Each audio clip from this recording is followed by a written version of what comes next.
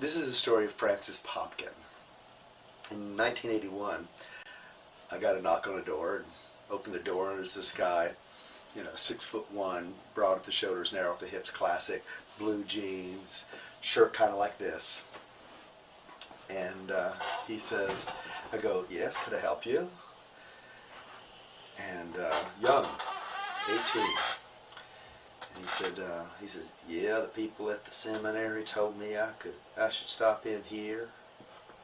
I said, oh, you know about Master Dodd? Yeah. And I said, well, come on in. He goes, and he was so incongruous with what you would think someone who would respond to the brilliance of the teaching would be. Very simple farm boy from Holyoke, Colorado, which is the middle of nowhere, true hayseed.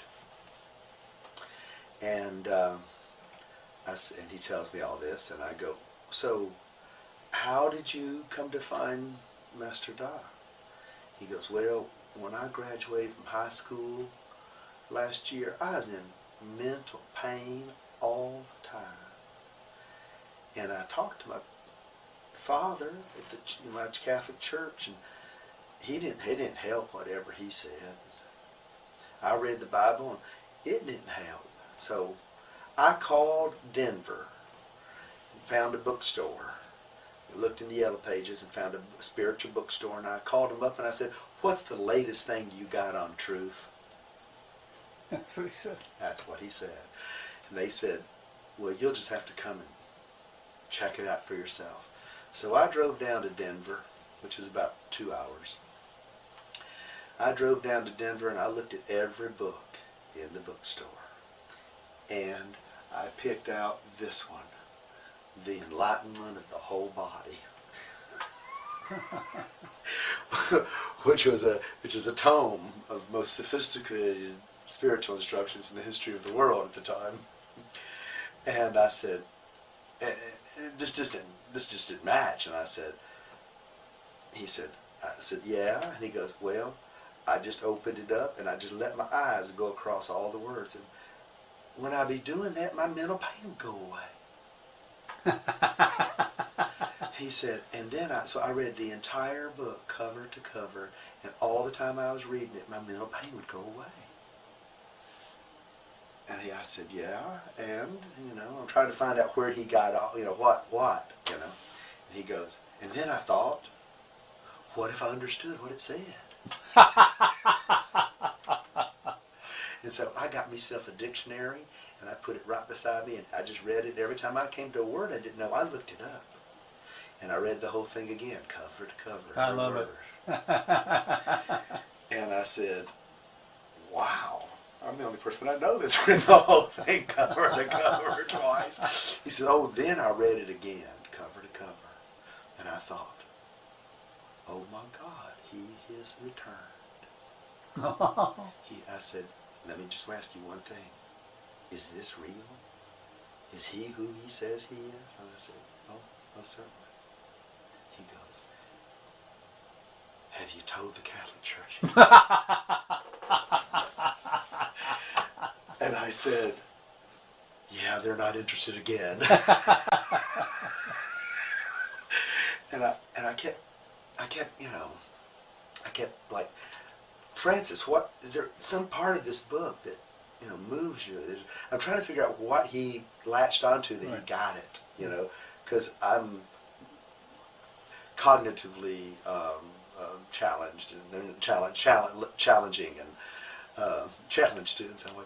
But and so he goes, no, just whatever. I said, but maybe there's something. I thought maybe some of the devotional, some of the simpler things. What will you do if you love me?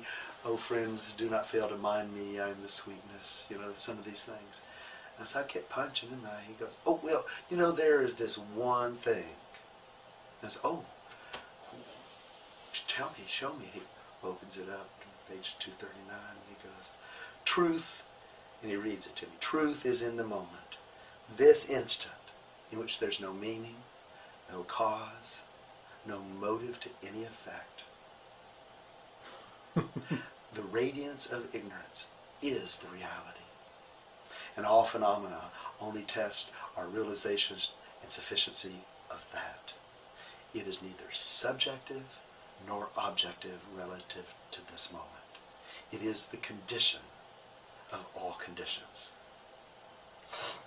It is neither subjective nor object. It relative to this moment. It is unspeakable. And it is only.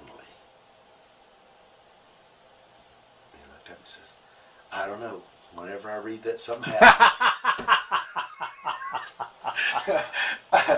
And so I, kind of took him under wing and, tried to be his friend. It was in a period where Adida was teaching the community about dependency on his form, on his body form, so he really wasn't available. So Francis never got to see him. Mm-hmm. He hung around for several months. And I was always very disheartened that was the timing of one of those periods. But I remember I said, you should write Master a letter. And he just went, I could write him a letter. I said, he receives cards of appreciation when people love his teaching like you do and respond to his presence. So he went out and he came back and handed me a card. And it was a Hallmark card. And on the front, it was a bull snorting. And you open it up and says, I get a charge out of you. And there are many stories like this with Francis Popkin. I've tried to find them even on the internet of late. And and so then, as you know, the next year I was in Adida's personal intimate company. And Andrew Johnson had come over, another Southerner, another country boy like me. And so I was telling him the Francis Popkin stories, and we were just, and everybody would just laugh. He goes, you got to tell the Master. So that night we're in the gathering, and Andrew says, Frank, Master has this incredible story. And so, I tell, I tell these stories, and I just want to get what the ladies think you got on truth, and we're all like raw, and I get a charge out of you, and all these naive reflection. But Master never wasn't laughing. It was very quickly, because I told him many stories that are like this, and the naivete to us was humorous. The hayseed. Master was not. He just sat there, and it was really obvious really quickly that our laughing was really an insensitivity. Mm-hmm, mm-hmm, mm-hmm. And that the Master just sat there and listened to story after story of him for an hour. And just sat there, and then he was just in bliss, hearing these stories. And then at the end of it, he said, well, that just proves it. You don't need to be a sophisticate to understand this teaching. You just need to need it. And so I always always really impressed me that, right, you don't need to have a PhD, you don't have to have comparative religion. All those things will completely enlarge your appreciation of the teaching because it's so perfect and so complete. But and although it seems very difficult and like the quote I just read, I memorized it because Francis read it. I went, ooh, I'm going to memorize that one. And you don't. It seems like you would have to have a PhD in philosophy to understand that. Right. And it was just like Master said, no, you don't need that. You just need to need the teaching. That's what's required. So that was my lesson. All of our humorous thing, he turned it back to, gave it back